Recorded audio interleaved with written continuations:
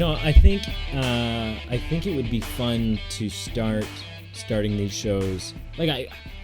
It's no secret that I've been looking for a different instead of the hello there and welcome to yeah. No, I've been thinking, those like old time radio dramas, right? But it's like a science fiction, like a 50s science fiction mystery show where it's like, well, hello and welcome to another episode of, and then like a gong goes off The or something. Movie Men. Yeah. Do you think? Okay, that would would people buy that, or is that? I'm not sure. Tell me when we start recording, and then we'll kind of get into. Okay, probably in like 5 minutes or so. All right, well, that's good. This is like it has been a coon's age since we have done a midweek bonus. Yeah, I see. We can't really call it bonus anymore because we have bonus content that's like Patreon content. Just what do we call it? A midweek extra episode, right? Like a matinee.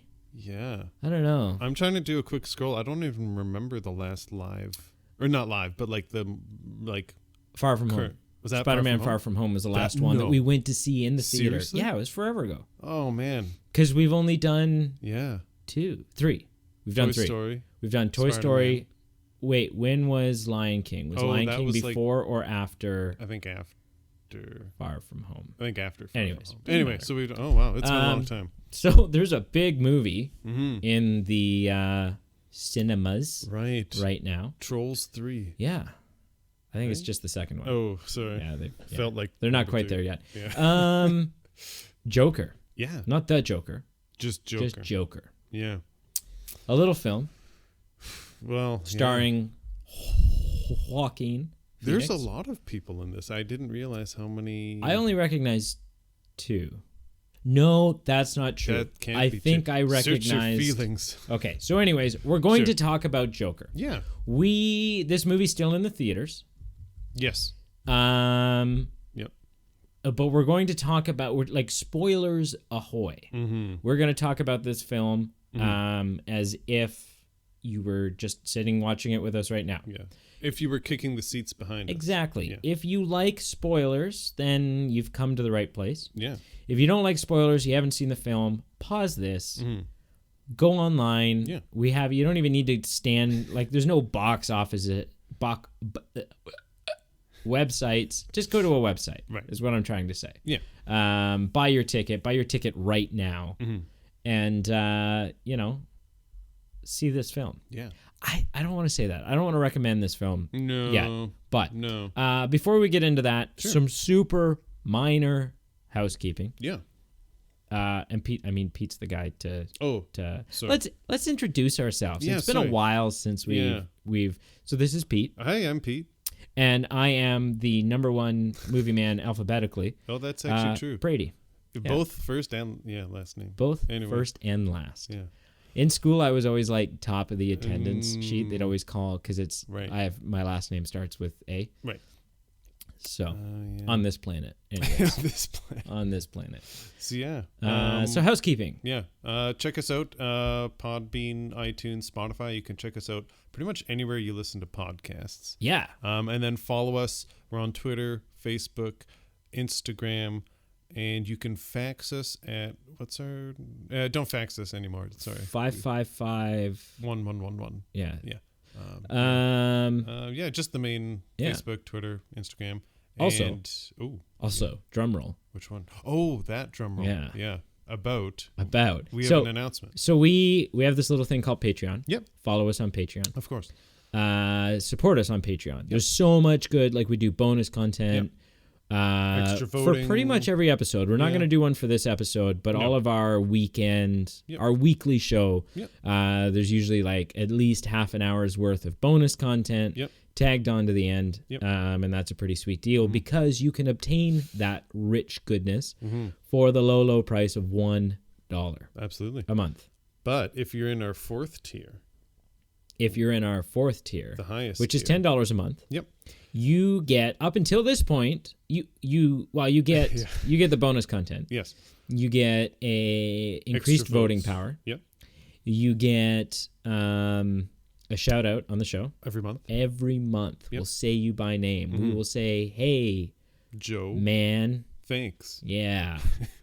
And our 10th tier up until this point has said to be announced merchandise. Well, ladies and gentlemen, merchandise has arrived. Yeah, Pete and I are currently wearing our new Movie Men hats, bikinis. Oh, what? What do you? Oh, you're wearing a sweater on top, so I couldn't tell. Yeah. Oh, it's underneath. Yeah. I have like a film reel that covers each nipple. It's kind of Please stop talking. Hats. We have hats. We have hats. Yeah. And not like your grandma's hat. No, these aren't your grandma's puns. No, these are cool hats. They're actually pretty cool. Embroidered. Yeah. Like not just like a sticker ironed on. No. Like someone some underpaid person in a sweatshop. Or a machine. Probably a machine. I think it was a machine. It's probably, I hope so. The way it was explained to me was a machine. It was a machine. Yeah. That's, The way form they you described signed, it to me, it was like the Matrix, and there was like a machine plugged in. Oh, okay. I think they call it Agent Smith. All right. This is stopped weird. Making sense. But, yeah. So we have Movie Men hats. Yeah. So go on our Patreon, take a look, check that out. We'll also be posting a really delectable photo of Peter here and I in front of the Joker poster outside our local cinema. Theater. Yeah. Theater. Screen with some seats and a sticky floor. I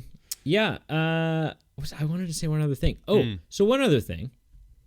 So a little birdie asked me a question. They said, in regards to our voting system, they said, well, do I where should I vote? And I said, okay, well, when we put a vote up, we put it on Facebook, Instagram, and Twitter. Yeah, we put it on all three. Yep. And I would encourage you, because we're lazy and won't cross-check to see where you voted and where you haven't. And it gets confusing. There's 3 different platforms. Vote on all 3. Yeah. Why not? Yeah, we'll count all 3. Yeah. And to you crazy folks that are supporting us at a level 2 tier on Patreon or higher, who are already getting increased voting power, still do all 3. Yeah. Now, Twitter is anonymous, so I can't tell who's voting for what on Twitter. But on both Facebook and Instagram currently, if you comment or like, we can tell who you are, and we'll count each one of those for 3. Yeah. And absolutely. The Twitter one for 1. So if you're just a Joe Blow, you can vote on all 3 and get 3 votes. Yeah. If you're one of our crazy people, you can vote on all 3 and get 7 votes. Right. So essentially what it boils down to is just vote across all our platforms. So if you feel really intent about a certain movie, vote across, and those who have the increased voting, your votes will still count as more. Yeah. It's a good deal. This is weird. You just took your hat off. My eyes are playing tricks. I could have sworn your hair was green. Like Joker. Really? Yeah. Genuine? No, it's not, folks at home. But no, but you genuinely... Eyes, yeah, I think I just have Joaquin Phoenix burnt on my eyes. So without further ado, let's dive into this. I do want to say, and I mean, I think this has kind of always been implied, but we've never right out and said it. Okay. It's a pretty good rule of thumb. Yep. When approaching a Movie Men podcast episode, that the rating of the movie is also kind of pretty much the rating of the episode. Right. Sort of. Like if it's a G-rated film, right, then things are probably going to be pretty subdued. Sure. This is an R-rated film. Oh, so as this is a film with some pretty adult content in it. Yeah. And so we might not hold back as much. Yeah. So yeah. Yeah. Yeah. It's an adult movie, so there will be adult topics. Big kid movie. Please. The one thing I will never tell anyone whether you should like a film or not. I'll never say, hey, this is, like this movie. I will tell you, please do not take your children to this movie. And there are movies that, like lots of people took their kids to Deadpool. Yeah. And you know what? I guess. Deadpool is vulgar. Yeah. Deadpool is violent. Yeah. But you know what? You can probably most of the jokes in Deadpool are going to go over their head. Right. And if you're game for a long conversation as a parent, you can probably explain away the rest of it. Right. This film will upset your children. Yeah. This is not. There's a difference. This is not my kids are pretty mature. Right. This is like adults are bothered by this film. I'm laughing, but it's not fun. Like it's a valid point. Yeah. Yeah. So let's dive into it. Yeah. Joker. Yeah. Yeah. What's your first impression? You know what? I actually made a note of this, and it honestly reminded me of The Revenant with, what's that guy? Leonardo DiCaprio. Okay. Yeah. Small time. Little indie actor. Indie film guy. Yeah. Yeah. It honestly reminded me of that movie just because when I watched The Revenant, I remember just sitting in the theater, like, it was a labor. It was so intense just to watch the movie. I don't know if you felt the same way when you watched it, but it's like it was an undertaking, and I just felt like I was on the edge of my seat. I was biting my fingernails on my teeth. Like, I was sweating, and I just remember walking out of that theater saying that was an hour and a half or 2 hours of just like intense. I was involved in the movie because it was so stressful. I kind of felt the same with this movie because it makes you uncomfortable. I felt horrible for the Joker and everyone that was interacting with him, and just generally for the citizens of Gotham, that like you were never there were times where you like had this respite of like, I feel a bit better about what's happening, and then it was like an illusion or like a hallucination. Right.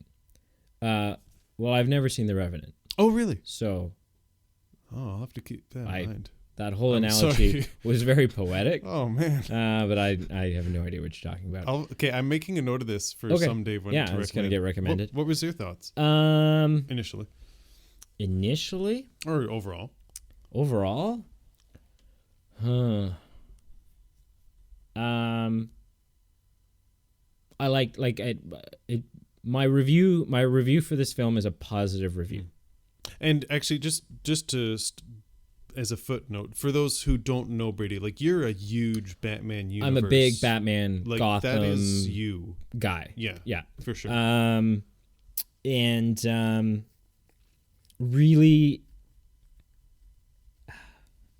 Really love the character of the Joker. Okay. In general. Yeah, sure.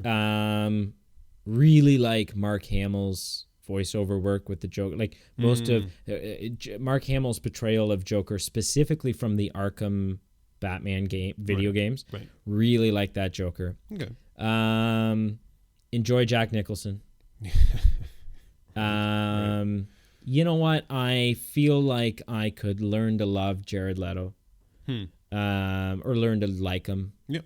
You know, if he were my dumb cousin, he'd still be welcome at the family reunion. Sure. Right? If we were sitting down to play a game of euchre, yeah, and there wasn't a net, like, he might not be offered the first spot. Oh, man. But and you know what? Ultimately, I enjoy Heath Ledger's performance for what it is. Okay. I think it's overrated as a Joker performance. Sure. As a performance alone, it's incredible. Mm-hmm.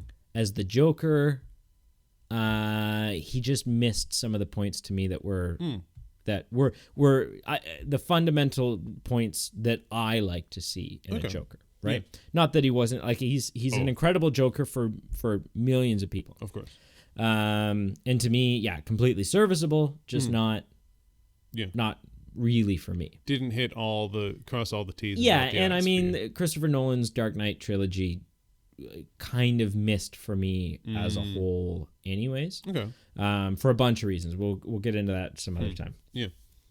So Batman's really big for me. And therefore so is the Joker. I really love Joaquin Phoenix. Oh, yeah. And I think I excuse me. I would say I think that this movie is amazing. And the reason I would say that is because, not because I've had enough, like we literally just watched this. Like minutes. So ago. not that I've had enough time to form all of my thoughts. Sure. Or give it a proper analysis. Oh, of course. But my review of it overall is a very positive review. And so, like, you're talking the movie or the movie? Okay, the movie. Yep. And that is especially a big deal because I love the Joker. Yeah. I love Joaquin Phoenix. Yeah. I've loved all the trailers. Yeah. And I've been really excited to see this movie, which means I went into this film with sky-high expectations. Interesting. It would have been very easy. It was very likely that this film was going to disappoint me. Right. That it wasn't going to meet my expectations. Because that's not the case. That's so easy. Because there's so many movies that just don't live up to hype. Right. That's impressive. Simply because, not that they're not good films, but simply because there was so much damn hype. Right. That that it loses. It's impossible to live up to. Yeah, exactly. But yeah, overall positive review, which is a pretty big deal considering I was going to scrutinize like I wasn't going to make any allowances for this. I wasn't going to go, oh wow, that's like this was important to me. So yeah, I love the sincerity in your eyes when you just said that. Like you're not joking around. No, like you're very serious. Pun intended. Yeah. You yeah. You seem. I'm not. So actually, it's an interesting point that you made about it didn't disappoint you, because it didn't disappoint me. Right. I just don't think. I think I was so uncomfortable by it. Which was my prediction. Which was your prediction? And we left. Well, not before. Sorry, not before. No. That was my read of you without you. Yeah. Like, so when we do these, tell them the dynamics. We don't talk to each other about the film until we're sitting in front of the microphone. Yeah. And we've done that even when there's like a 45-minute car drive in between seeing the movie. We've sat there awkwardly. Super weird. Yeah. Like chit-chatting about everything but what we wanted to talk about. So how about them not roids? Spider-Man. Yeah. But not Spider-Man. Yeah, anything but Spider-Man. Anything but Spider-Man. But yeah, so my read of you was, I think you I don't think you disliked it. No. I just think you were bothered by it at a level that resonated too much for you to say, oh man, love the movie. Yeah. Right. Because I think there was a realism, and I don't want to get into like, I'm not into like watching every single movie because it's My Little Pony. Like, I don't think everything needs to have a little bow on it, but I do like watching movies at times and just not being reminded of life. Right. And we all know people or know of people, or we drive by inner cities where we see people who have problems with addiction or mental illness. And so just seeing this poor soul just like suffer in a system, right, that he doesn't have the resources he needs to overcome or at least cope with this. And then like the measly resources he had, like the city services. I guess I don't even know if it was a social worker or what. Like they cut the program, so he literally has like nothing. So I guess there was just a little too much realism for that specifically, because it was a little much for me to watch, because I was like, this is too real. Yeah. Like at least with Heath Ledger, and I'm not going to make this an hour long about talking about how Heath Ledger I liked more or not, because that's a lame argument. But at least Heath Ledger, he was so suspended from, like, my disbelief was so suspended that, like, I've never met anyone like Heath Ledger, like the Joker in the Dark Knight series, where they're just that cynical, they're like that are addicted to chaos, where it was just so unrealistic that I'm like, hey, this is still fictitious. Right. As with, I watched Joaquin Phoenix, I'm like, oh, we drive by people like that every day. Sure. Who need help. Yeah. So, yeah. I think, playing off of that, I think something that this film did very well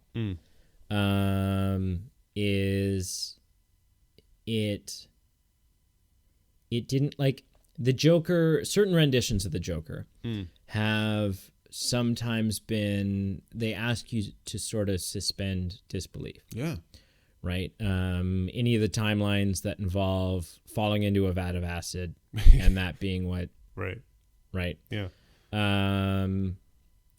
Heath Ledger's wasn't like that. No.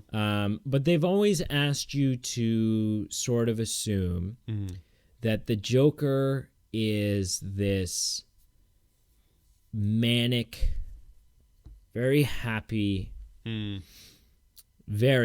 finds everything funny, finds everything comical, very energetic kind of guy. This movie doesn't do that. Right. This movie talks about, and I did know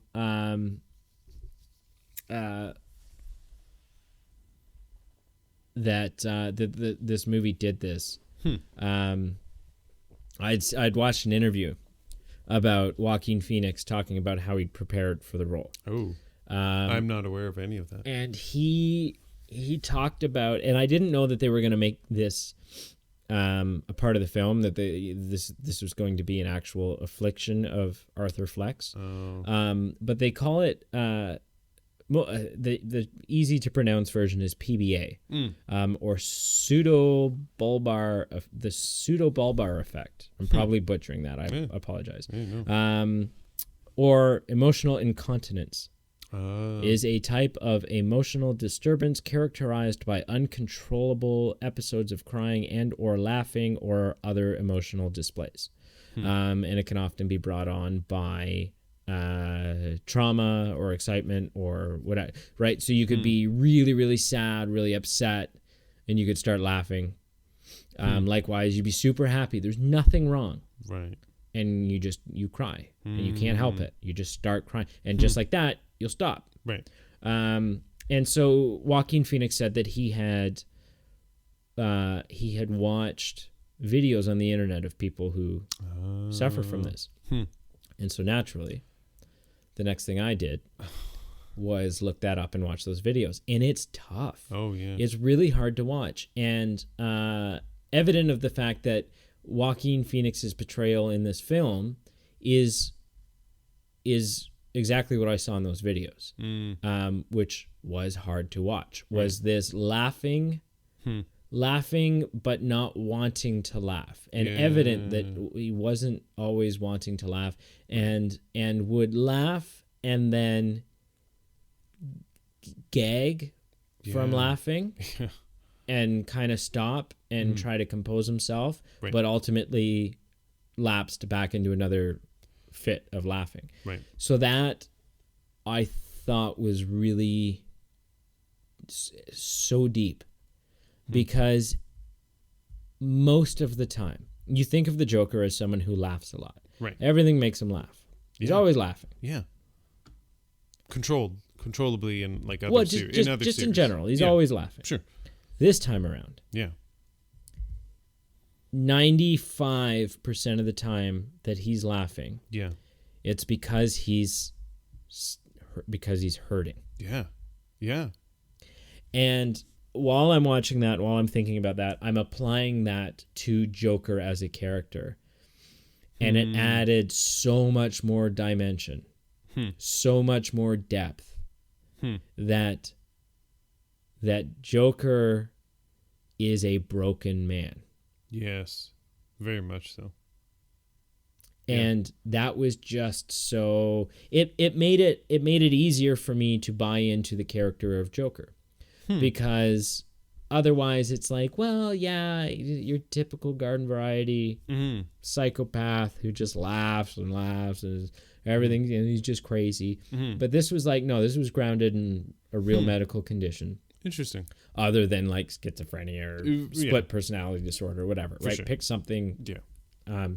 And yeah, it really hit home for me. That's interesting. I feel kind of the opposite, and I don't actually disagree with you, because I think what you're saying is valid, but I just don't I'm just not in the same camp. I think we're different. Thank you for validating people. My opinions. No, because usually I would say like I disagree, but I actually agree with what you're saying. Like it's a valid point. I just don't agree with it. So I'm trying to think what I want to say here. I guess in a previous episode we were talking about Star Wars Return of the Jedi in our Star Wars miniseries, which you should tune in for if you haven't already. You mean the episode that came out like 2 days ago? That is correct. Check it out. Yeah. We talked about just like different aspects of like our imaginations being the most powerful tool with storytelling. And so I kind of feel the same with like the Joker. For me personally, I don't need to know as much about the Joker. Some things are better left unsaid, and then I fill in the blanks with my mind. So I made a note of this during the movie. Like, this was a character study. Like, it was. That's exactly what it was. Personally, I don't think I needed to know, like, what his fears were, or his aspirations, or what his relationships were, or his motivations, or what lines he was willing to cross, or what he wasn't willing to cross, and what pushed him to cross those lines at certain times. Like, I feel like that's just a narrative that I personally didn't need. Yeah, and I mean, I think for those reasons, I don't think that this is a Joker that would ever work on screen opposite of Batman. Right. Yeah. Because when Batman's on the screen, when Batman and Joker are on the screen, you gotta root for Batman. Yeah, you do. But if Batman and Joker are going at it, Batman's just like, letting Joker have it. Sure. And in the back of your mind, you're thinking, he's so broken. He's hurting. Yeah. He's so damaged. Yeah. Then all of a sudden you kind of like, I could see myself like, okay, so in this movie Bruce Wayne is a little boy. Yeah. The movie ends yes with us seeing the scene that we've seen, like, it feels like 5 dozen times now. And I've been sick of seeing it. But I was so not expecting to see it here that I embraced it. I was like, oh yes, show me this. Show me this version. So and I'll tell you why in a sec. I'll tell you why in a second. Fine. Spoiler alert, Thomas Wayne is a total dick. But can we just go on? I want your opinion, because I'm not as much of a Batman universe person. Was like, that's so weird to me. Total dick. Yeah. That's so weird. And everything else, like in the Christopher Nolan series, he was like the second coming. Like, he was like this hero. Yeah. Yeah. Because he was dead at the time, but Thomas he was Wayne. A hero. Yeah. Oh yeah. Anyway. So, but anyways, it had the timeline been different, had this been a universe where Bruce Wayne is an adult, whatever. Yeah. Logistically, it doesn't even work, because in this, my guess is Bruce Wayne's like 7. Yeah, ish. He's young. He's really young, and he's kind of a pushover. Like, guy that I assume was Alfred, because he had an English accent. Yeah. Although he was a bit of a portly Alfred.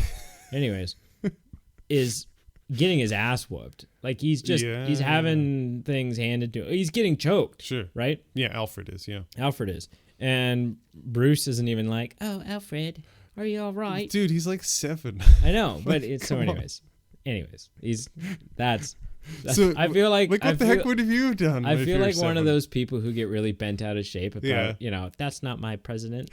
That's not my Batman. That's not my Batman. My hashtag not my Batman. Okay, you know what? He's near and dear to you. I will let you say so anyways, sure. If the timeline had been different, we lived in a universe where Batman was around. Okay, I'm following. He just wasn't, we hadn't seen him in the film. It wasn't a part, Yeah.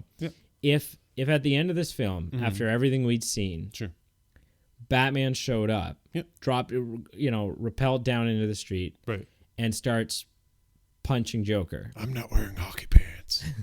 Yeah. I would have not sided with Batman. I would have been like, dude, stop. Lay off him. Isn't that fascinating? He needs help. Right. Not Like he needs psychological help. He needs to be rehabilitated, not punished. Interesting. So that so to me that's it challenged, the movie challenged my notion of who Joker is.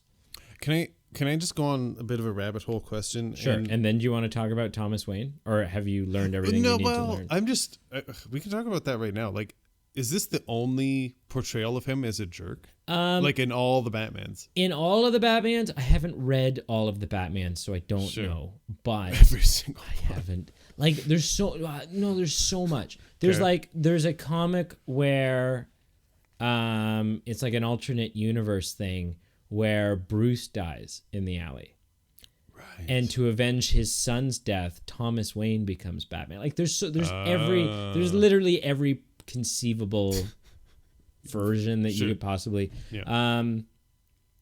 For the most part, Thomas and Martha Wayne were just Gotham's white knights. They were these, incredible heroes. Yeah.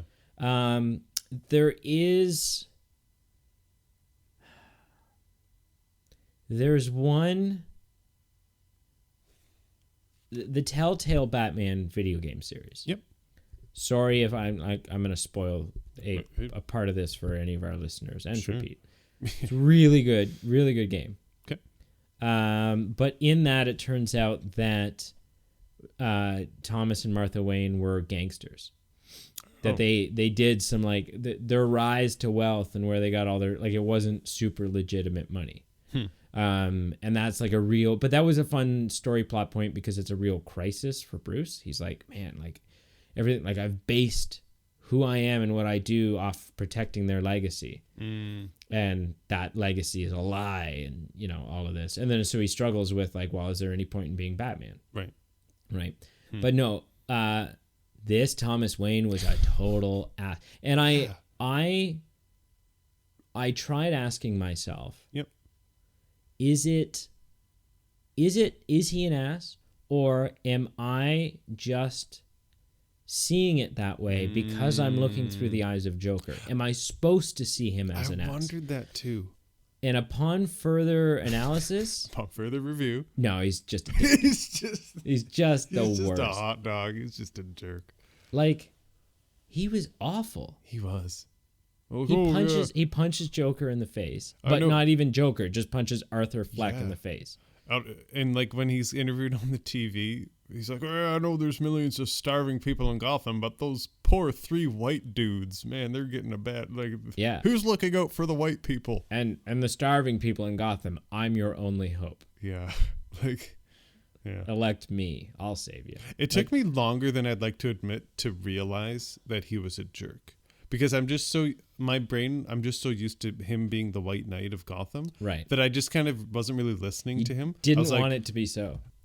Not even that. Just I've seen Bruce's father so many times portrayed that I didn't need to commit this to memory. He's going to say something outstanding. Sure. But instead, it took me longer than I'd like to admit to realize, oh no, he's a jerk. He's not saying good things let's bring the power to the people, blah, blah, blah. He was a jerk. No, and they don't, have you noticed, we don't see much of, Martha's never mentioned by name. Oh, no. We just see her kind of in the background. Yeah. We do see her, we know that woman he's with is Martha because she ends up in the alley and the icon, the beads rip and all that stuff. But yeah, so something I've read online is just some alternate universe where it was the Joker who killed Bruce's parents. They've done that. There's been a time loop or something. I don't understand it fully to know the logistics of if it could have worked, but I kind of thought that after I totally thought that's where we were going. That's where we were going. I thought after the Joker got punched in the face, he was going to be you know what? I'm going to meet you guys back in the alley, and I'm going to do this, and this is the time loop that we're going to be in. And I think you were supposed to think that. They were just teasing us along? I think that they, Okay. I expected. Now, I mean, Joker, the Waynes are still, let's not ignore the fact that the Waynes are killed by their death is caused by Joker's riot. Yes. Okay. So Joker is still indirectly responsible. Yep. He just doesn't pull the trigger himself. Yeah. But yeah, no, I totally thought that's where that was going. Would have been kind of cool. But yeah, just right from the beginning, it was too real. Like, I felt so bad for him when those kids stole his sign and just beat the living snot out of him. And he's lying. Yeah, so they beat the living snot out of him, and he's lying on the ground. And he's not. And even before that happened, like, gasping. Just like him, like, just struggling in this, like, kind of, like, crap job dressed as a clown. I'm like, I kind of felt bad for him. And then that stuff happened. Yeah. And I'm like, oh. It went from, like, I feel bad for this guy to I feel really bad for this guy. Yeah, oh, for sure. This is gonna sound weird, like just as an offshoot. Sure. I really admired, because the film's set in the 80s. Yeah, I was trying to piece it. Yeah, so it's set in the 80s. Okay. Yeah. And so I really admired Warner Brothers using their 80s logo I in front of the movie. Okay, I didn't piece that together. I was like, oh, they're going for a retro look. But yeah, that's true. That makes total sense. That was cool, actually. Am I reading too much into it, like why they chose the 80s? Like, does this synchronize up with a certain Batman series, or it's just randomly in the 80s? It doesn't. That, like, I mean, yes and no. There's elements of the story. It's worth noting that Joker hasn't really been given many origins in the comics. It's not something that's discussed a lot. What his real name is always kind of up in the air. Okay. So this is the first time we've ever heard Arthur Fleck. Right. He's been different people in the past. He's been Jack Napier, which is the Jack Nicholson one, from the Michael Keaton, Tim Burton, which was another iteration of Joker, where Joker is the one that killed Bruce's parents. Oh. But there's been some big stories. Like, Joker's been around pretty much since the beginning. Joker's been around 80 years now. Oh, wow. And some of the biggest, like, probably the most notable Joker story is the graphic novel The Killing Joke. Are you familiar with it at all? Okay. Not even a little bit. Came out in the 80s. Okay. So maybe there's something there. Sure. Joker in this is a struggling comedian. Oh. He's not doing super well. Okay. And the Joker's origin in this is told through flashbacks. So Joker is recounting how he became the way he is. All while doing something really horrible in the present day. Okay. And so, yeah, so he's a struggling comic. He's married, and he's got a little one on the way, but because he can't provide, he's desperate. And he takes a job. He's going to do like a one-time job for this gang called the Red Hood Gang. Okay. And to make a long story short, they're basically using him as cannon fodder, right? It's like, oh, we'll send in the guy that doesn't matter, right, to do that. Sure. And he falls into a vat of acid, like that whole thing. Okay. But really, this was a comic that really kind of set this. So the film we watched borrows from it quite a bit. Okay. As far as his origin goes, and it was the first comic that really showed us just how awful Joker can be. So if comics had ratings, it'd be an R-rated comic. Okay. So to give you a brief, Barbara Gordon, who's Commissioner Gordon's daughter. Oh. And also Batgirl. Okay. Yeah. Joker shows up at her house. Shoots her through the spine, paralyzing her. Oh my gosh. Undresses her, takes pictures of her. What the heck? Rapes her. What the heck? And then kidnaps Commissioner Gordon and Dear like Joker's bought like a old rundown carnival, and one of the carnival rides is like that you like sit on like almost like on a roller coaster car where you sit in the car and it like takes you through the fun house, through doorways and stuff like that. Yep. And so so they strip down Commissioner Gordon and they put him on this ride, and basically on the ride he's subjected to all of the pictures that Joker took of his naked, bleeding, raped daughter. What the heck? Yeah, and it's this really aggressive, but it's cool. It's a really cool storyline for two reasons. One, it's where Barbara Gordon stops being Batgirl and starts being Oracle, who is like this wheelchair confined girl at the computer in the Batcave, not like in Watchtower, but sort of Batman's tech person. Yeah. And also there's a big development in like Batman and Joker's relationship in that, where we talk, Joker does this big monologue and basically they are, talks about how they're they're opposites, but they need each other. Without Batman, Joker has no purpose, and without Joker, Batman has no purpose. Right. And so it's really cool. Wow. Just jumping back, I'm not a Joker Batman universe purist or anything. I don't know anything about it, so if I see it and I like it, and I talk about what I like and I don't like. But I do feel it was kind of cool, just compared to other Jokers I've seen. What was that? Who was that? I don't think that's mine. I didn't get no notification. Wow, let me close that. Yeah. Unprofessional. Compared to other Jokers I've seen, I feel like his dancing segments, Joaquin Phoenix. Yeah. That I felt was a cool, not cool, but I feel like that was Joker-ish.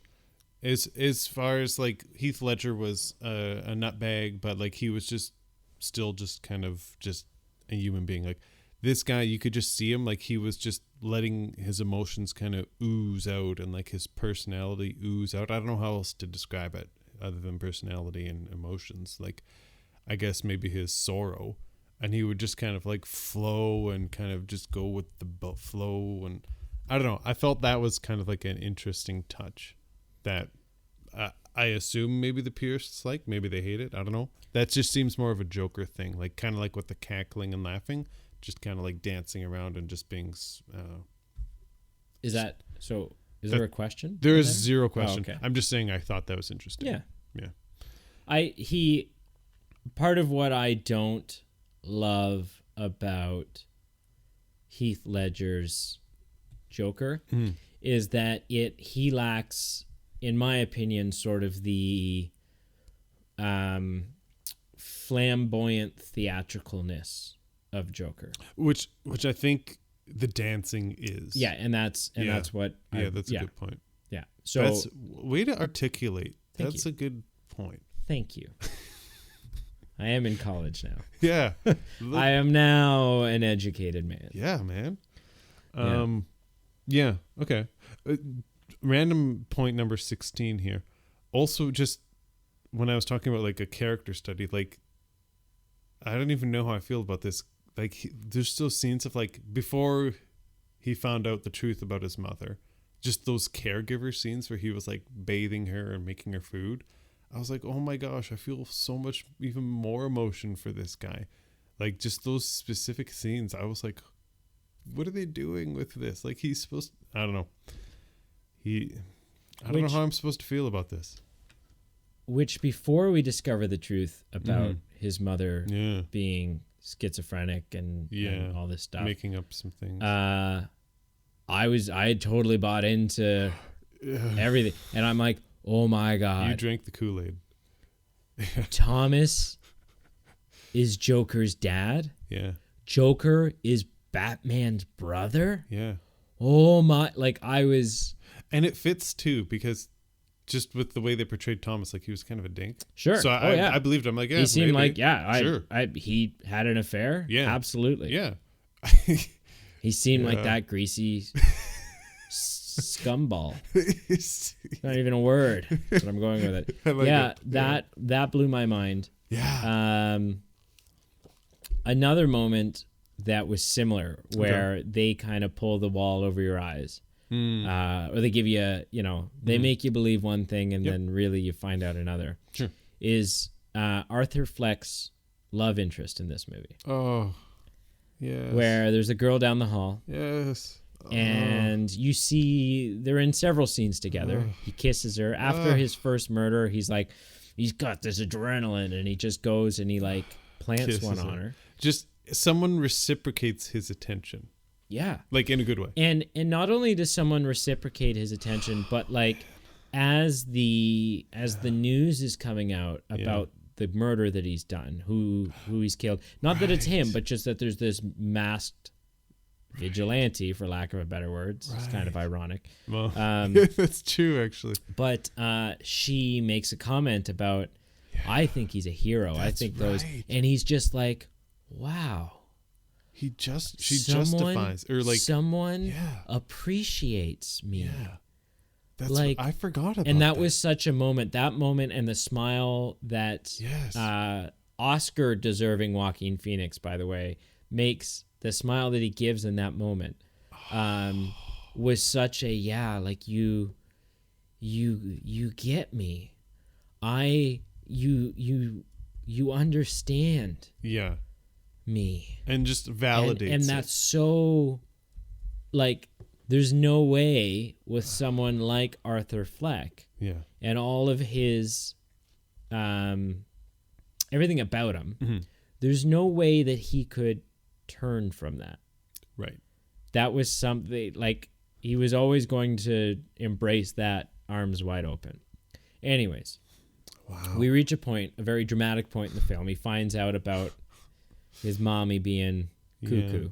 Yeah. And nothing she said is true. And so he goes and we see him go and just walk into the apartment of the girl. Do we ever, what's her name? I don't know. I don't know if we're ever given it. I don't think they tell us. No. I mean, not that it matters. And this is kind of what I referenced at the beginning. Like the very few times you feel a little uplifted in this movie just rips the rug from under your feet. Sophie. Although I don't know if it's mentioned in the movie. I don't think so. Probably just like in the script. That's what it says. Yeah. He goes and he enters the apartment and we don't see her. She doesn't seem to be around, but he's like kind of touching the little girl's backpack and the pictures and sits down on the couch and stuff. And my thought in this moment was, are we on just walk into my apartment basis? Is that okay? Or is this going to cause an issue? She walks in having just put her daughter to sleep. To bed. Not like, didn't like euthanize her. But like, goodness. Put her to bed. Yeah. Put her to sleep. Just finishes putting her down for the. You know what I meant. And she says, she like freaks out. Yeah. She jumps. Yes. Seeing him there. Oh. And it's revealed through the conversation, a very well done, a dialogue that slowly reveals what's happening. Doesn't give anything away before it's supposed to. And very simply, like it's a very simple dialogue. And she says, "You're in the wrong apartment. Your name's Arthur, right? You live down the hall." And you're like, "Oh." Yeah. And all of a sudden it shows you everything just comes all of the scenes that they were in together, except it's just him. He's imagined it all. Yeah. Oh. That was intense. That was cool. That just ripped. And I guess kudos to the movie, but like that just, I wanted him to have like one thing. I know it doesn't make sense, but that was a little gut wrenching for sure. So you're the type of guy that likes to analyze and break things down and find meaning sometimes, and or really break down the psychology of a character. I guess. I don't know. Are you not? I'm just being difficult. I'm being difficult. Think about the fact that Penny Fleck, Arthur Fleck's adopted mother, we find out he's adopted. This is all a part of the vicious lies. Yeah. The only person that Arthur can count on, the only person that's there for him, Yeah. the only person who he feels safe with, the only person that loves him back. Yeah. Turns out, not to. Really, what it boils down to is, it was a perfect storm. Yeah. It was a recipe, I guess, that was without fault in terms of destroying this man. Yeah. Yeah. I don't know what to say to that. Like, just when you write down all these events on paper, it was an emotional roller coaster, specifically with that relationship you're talking about. Like, just, he is the primary caregiver for his mother, and then kills her. And it's like, yeah, it's, it was so, I don't think I can recommend this movie to anyone comfortably. Yeah. Like, without a shit ton of disclosures. Yeah. Cause it was a great made movie. Like, it was well done. And the performances were fantastic. Oh yeah. But Todd Phillips. So dark. Todd Phillips, like, this film will be, it's too soon to know, obviously, whether the film will win any Oscars, if anyone in it will win any Oscars. Right. But you bet your ass that this film's going to have some nominations. Yeah. Do you think it'll be polarizing? Like, will anyone be upset because it's so dark and that it's getting Oscar attention? They already are. Yeah. Like, even just in the release, right? There were places that wouldn't show the film.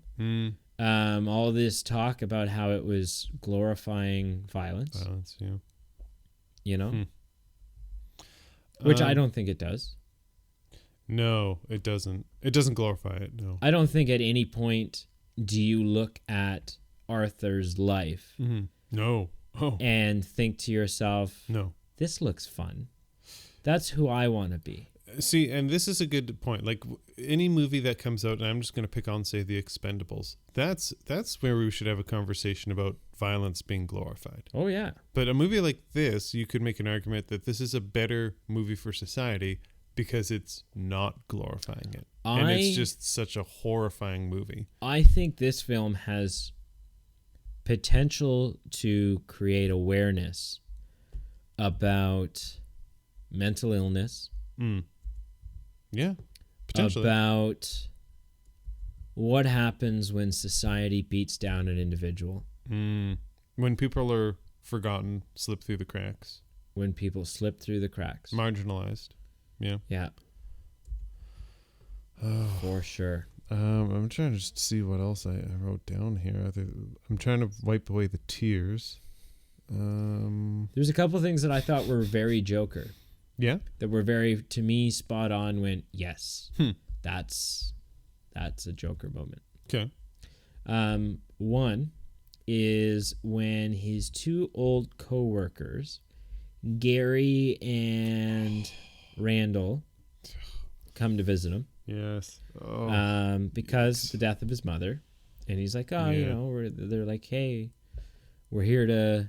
They've brought like a bottle of something, right? They're gonna, Yeah. And Randall is kind of somewhat responsible for Arthur's firing from his previous job. Yeah. And so Arthur's got a little bit of a grudge for Randall.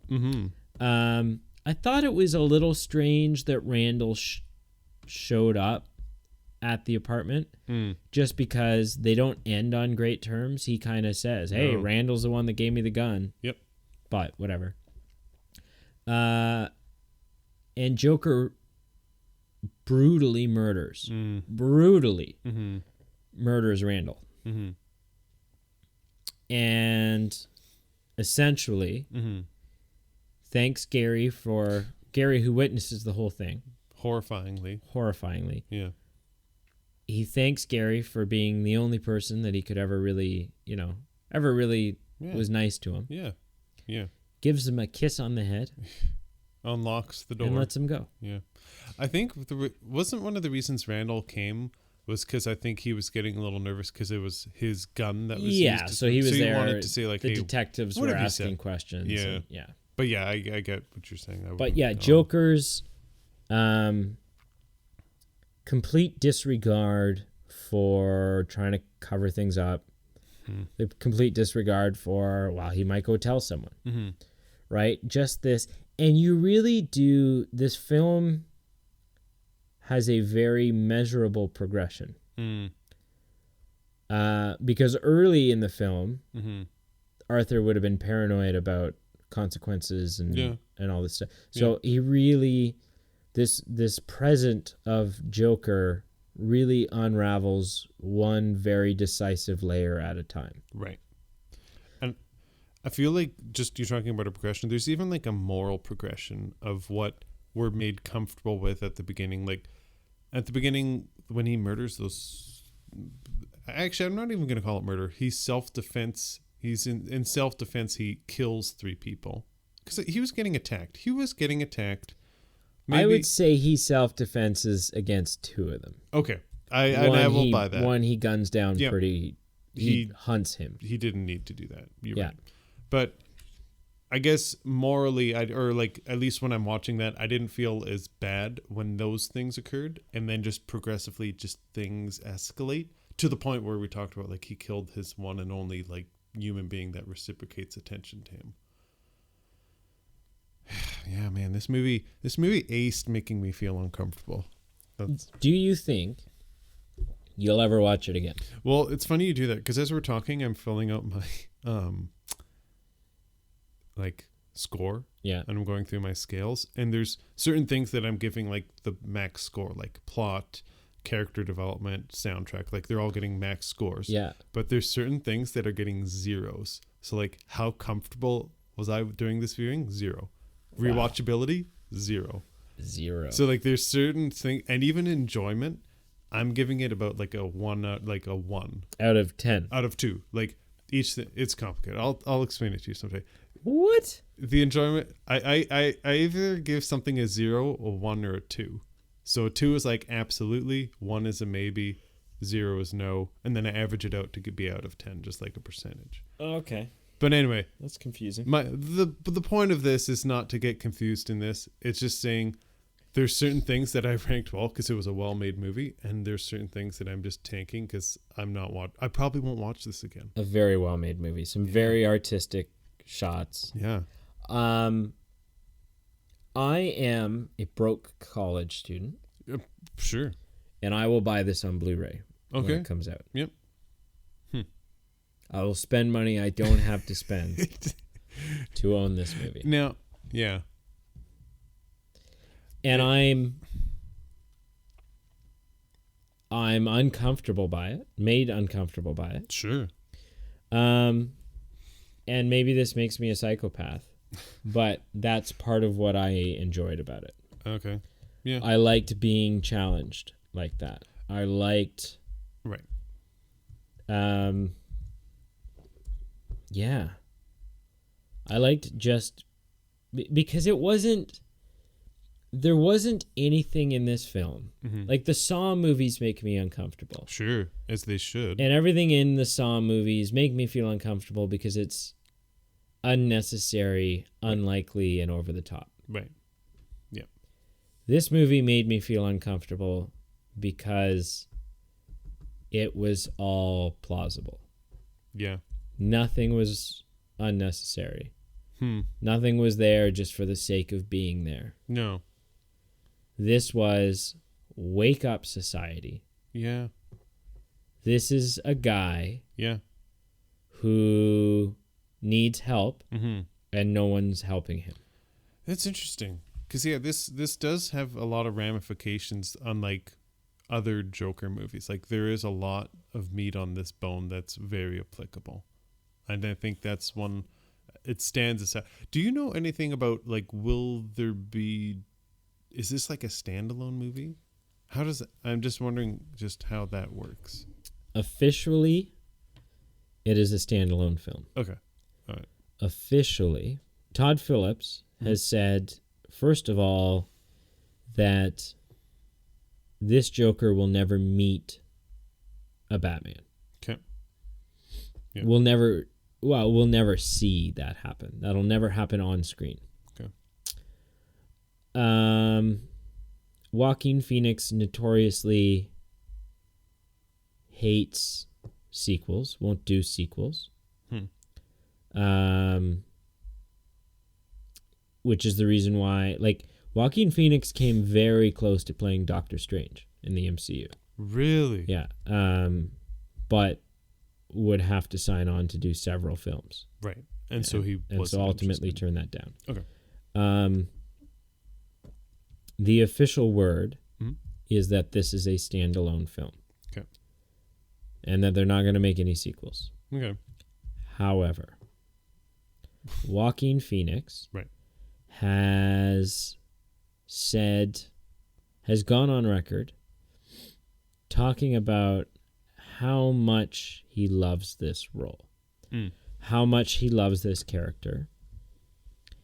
And there are, on the set, Joaquin Phoenix and Todd Phillips did have conversations about potential places that this character could go.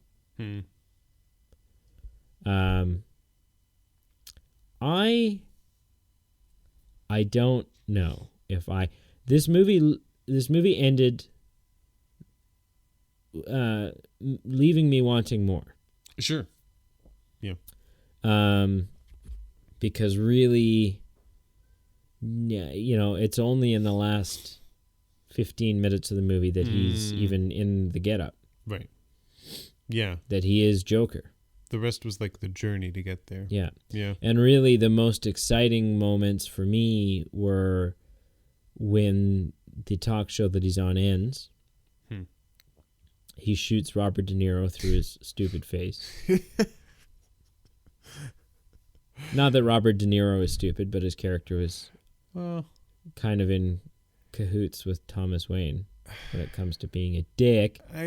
I feel like he was on the fence. I mean, he wasn't great, but he also wasn't a jerk. He seemed great off camera. Off camera. Yeah. He seemed great when he wasn't on the show, but it was almost like his TV show personality, which, man, that's some character depth for a little side character if I've ever seen. But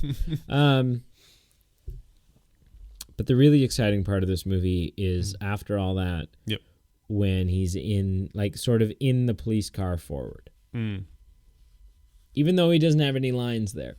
He doesn't say a word. Yep. And that's the most jokery part of all of it. Sure, which part? Where, like, he's in the police back of the police car. Like the police car gets hit. Yeah, right at the end. Yes. And then he kind of stands as his followers rally around him. Yeah. So speaking of that, another moment that was very jokery to me was the redefining the smile of his face, the makeup, with blood from his mouth, because it had, which was just a very chaotic, gritty. Yeah.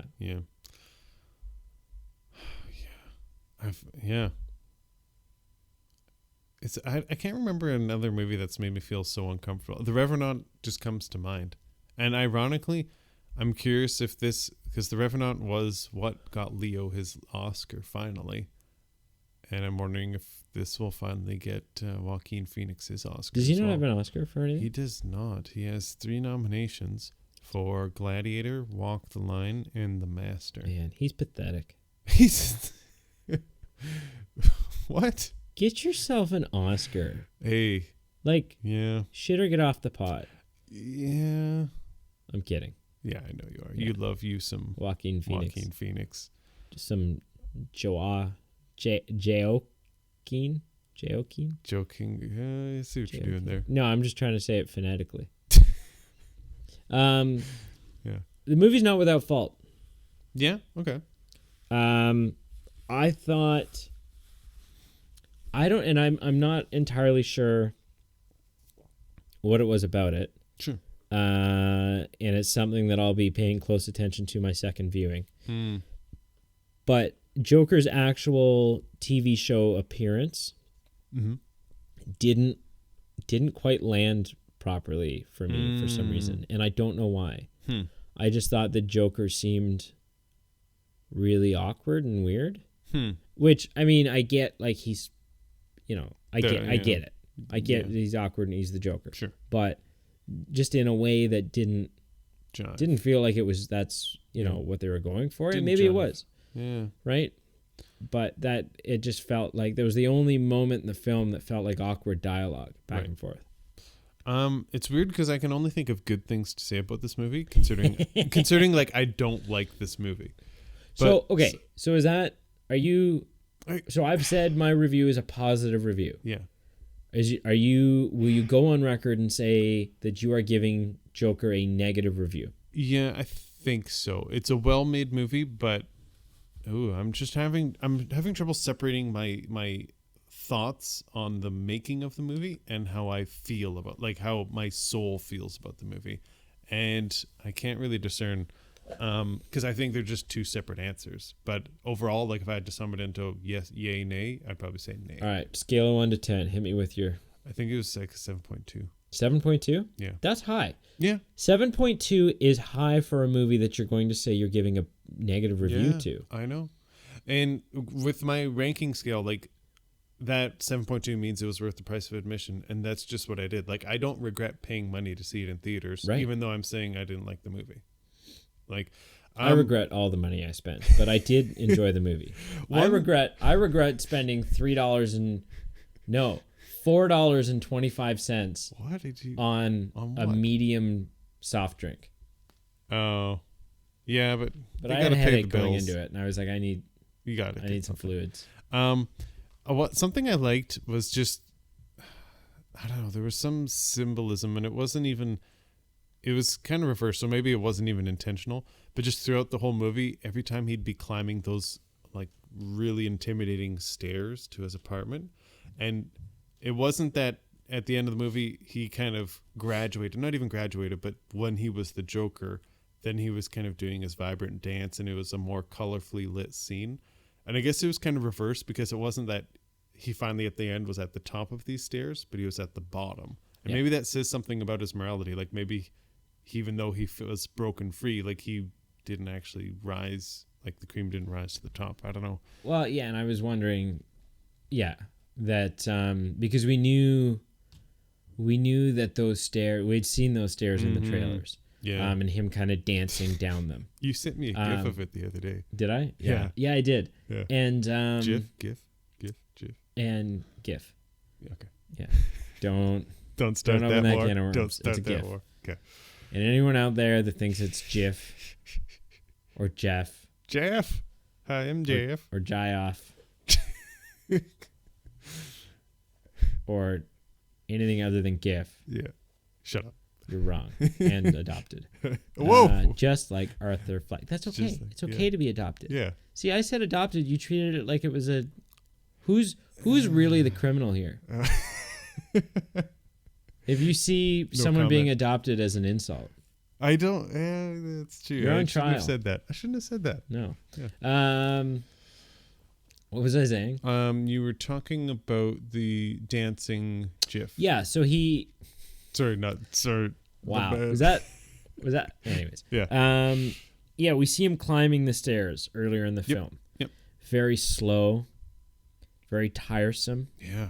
Strained. Very lifeless. Yeah. And like melancholy, like the colors were just black, like dark. And, And then later as the Joker he descends them. And he dances. And I don't know, there's lots whether he's climbing a mountain, like it's easier going downhill. Yeah. Or maybe he's completely dropped, like completely moral standing, like he's fallen to the maybe those bottom. Stairs represent his morals. Like he was going against the grain before, trying to fight and like overcome. Trying to get better. He was trying to get. He was in a program. Yeah, and then he finally, like by the end of the movie, he's like, "Screw it. Yeah, this is what I am." Hard to say. Yeah, I would give this movie, because you don't seem to be willing to ask. Sorry. Wow. I'm sorry, man. What would you give it out of 10? Chemistry, man. I would give this film I'm actually curious. Man, I wish I knew your chart. I need to share because I think that'd be so interesting. I think it'd be interesting for us to rate it on the same chart. That's true. Yeah, because it's a more accurate comparison of our experience. Yeah, that's a good idea. I would give this film a 9.5. Yeah, which I think is the highest I've given any film so far in our show. I think so. But that 0.5 that's missing is in the rewatchability category. Right. I will rewatch this film. Right. There are people I will show this film unapologetically to. Hey, Grandma. Because I just don't care. Yeah. Grandma. No. But I acknowledge, I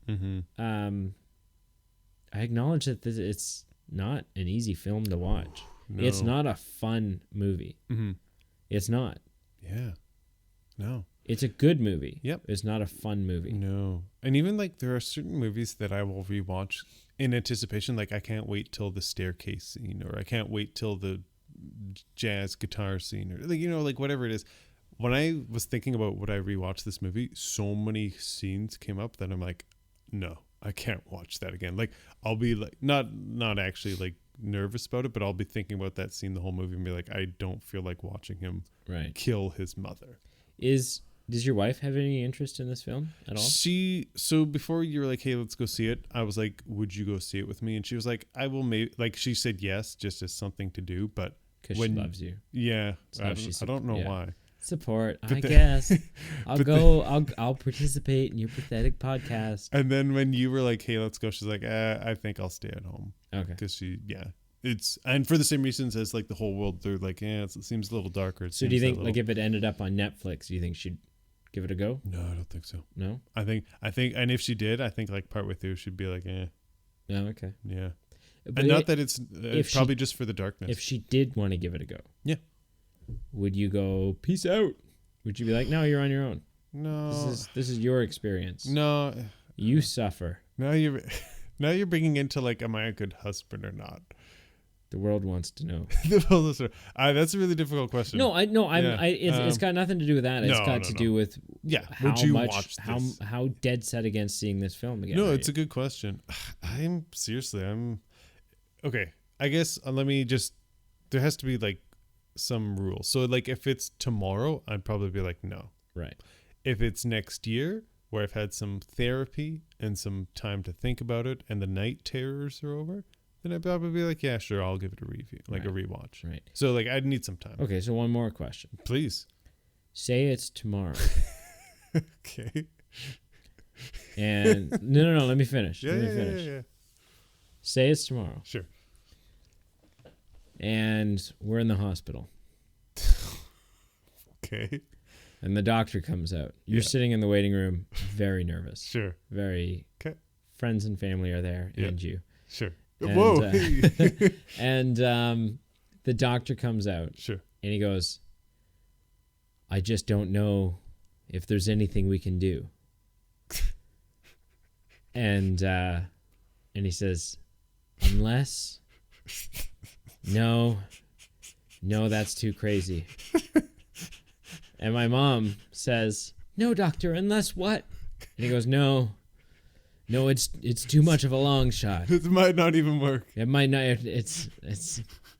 We won't have a willing participant. I shouldn't even say it. And I shouldn't. Yeah, it's not worth it. I don't want to give you hope. And my mom says, please, doctor, just tell us.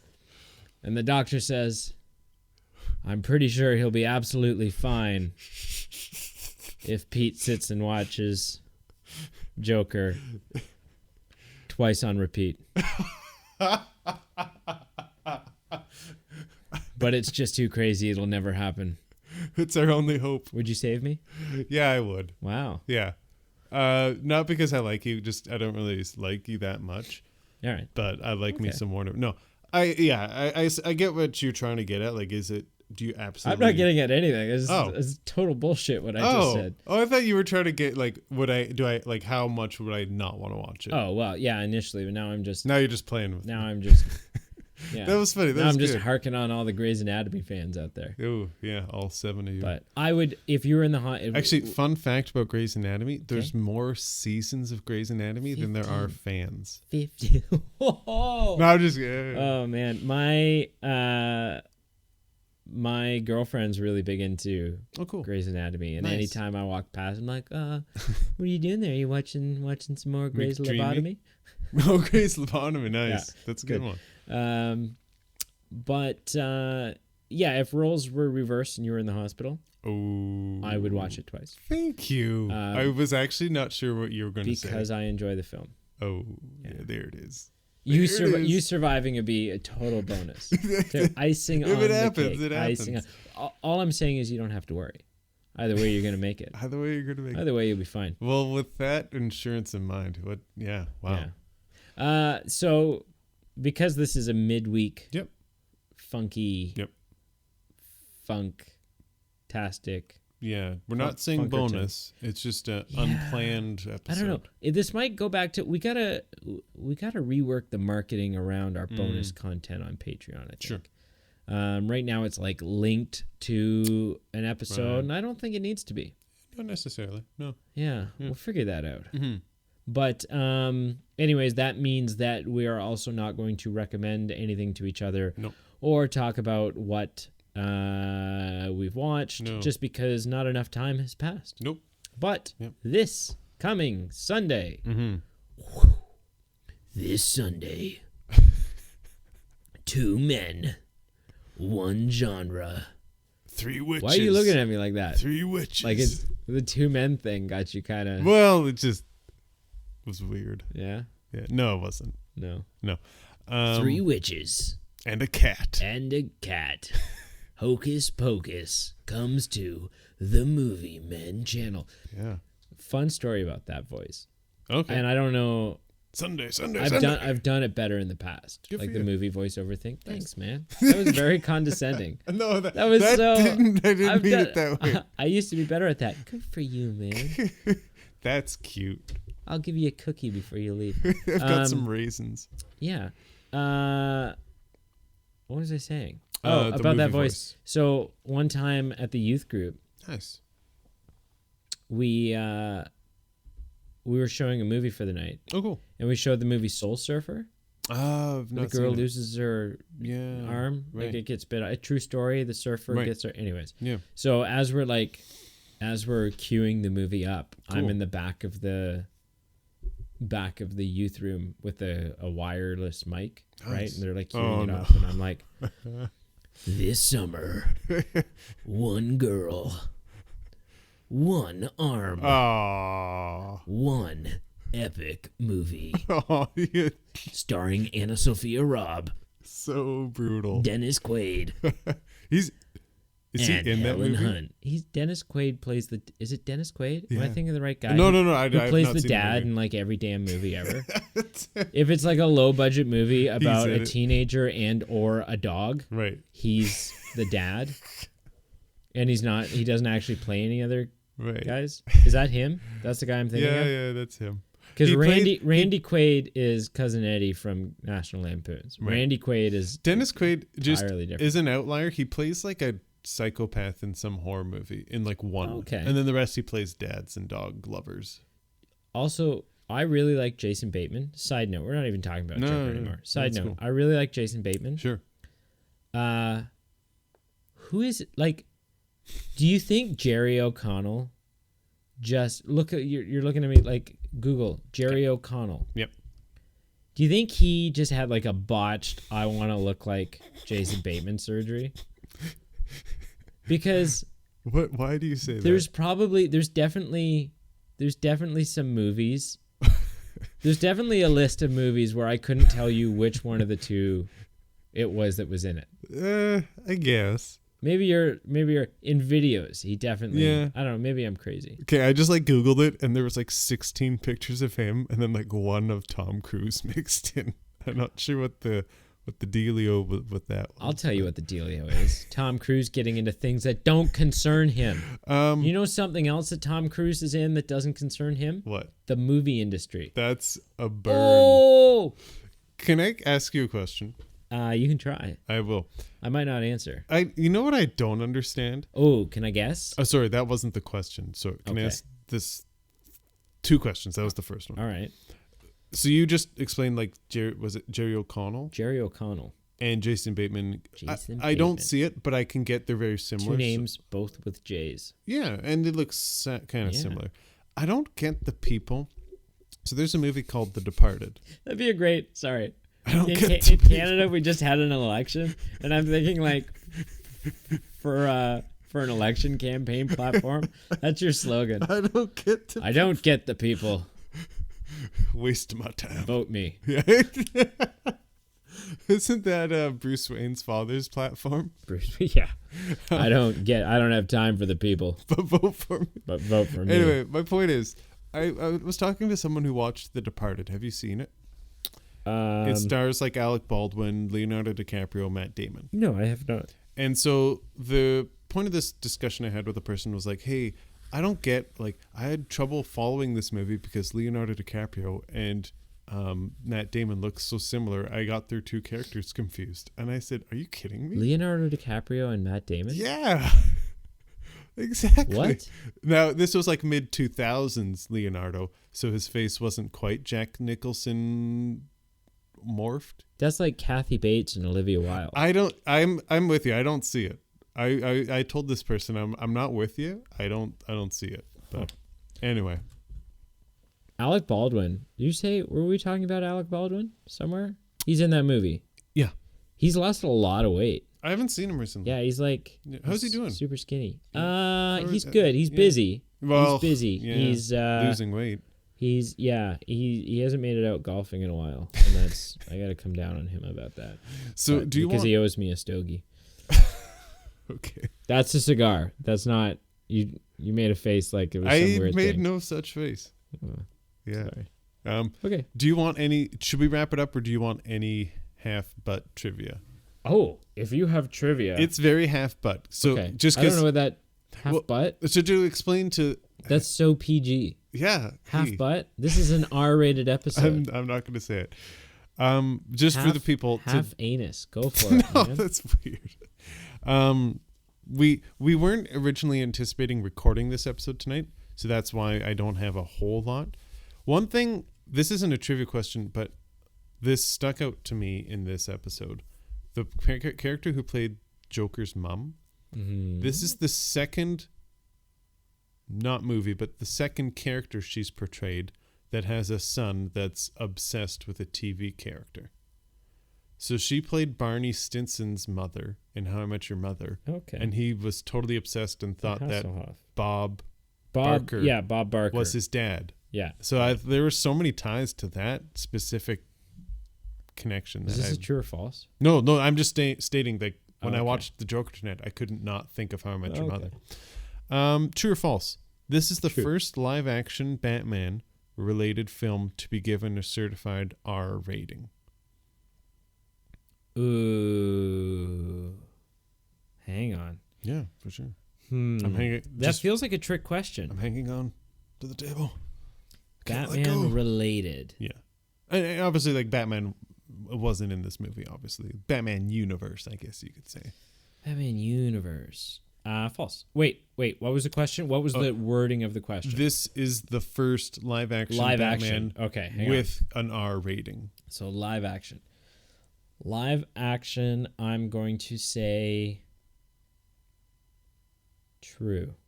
So you think this was the first R-rated movie? Yeah. Correct. Okay. That is true. Yeah. Because there have been animated R-rated Batman films. Really? The Killing Joke. Oh, they yeah. did an adaptation of that. Yeah. Okay. I've got 3 actors. Good for you. 2 of them turned down a role in this movie. You have to tell me which 2 turned down. Sean Connery. I've got 4 actors. No. Yeah. Okay.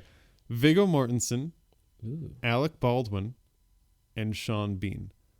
2 out of these 3 turned down the role for Thomas Wayne. Who's the first one again? Viggo Mortensen. I'm going to say Alec Baldwin for sure turned down the role of Thomas Wayne. Okay.